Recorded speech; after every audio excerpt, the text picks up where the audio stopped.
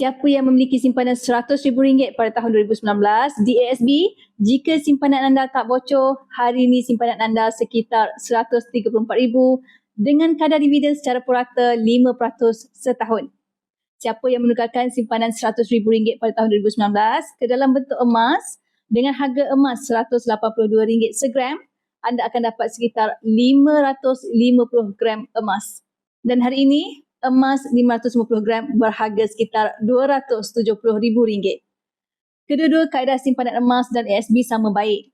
Tetapi di sini anda boleh lihat simpanan dalam bentuk emas memberikan keuntungan hampir RM170,000 lebih dari simpanan dalam ASB dalam masa 5 tahun.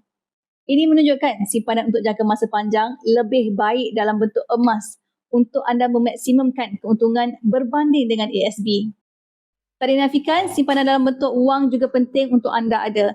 Jadi pastikan anda simpan di ASB sekurang-kurangnya 3 bulan pendapatan untuk kegunaan kecemasan dan simpanan, untuk belanja hangus seperti maintenance dan insurans kereta, yuran sekolah anak dan simpanan untuk kegunaan perayaan. Yang berminat untuk memulakan simpanan emas bersama Public Gold, anda boleh rujuk video saya untuk 4 langkah daftar akaun Public Gold dan saya akan bimbing anda dalam cara dan langkah-langkah simpanan emas yang terbaik untuk anda.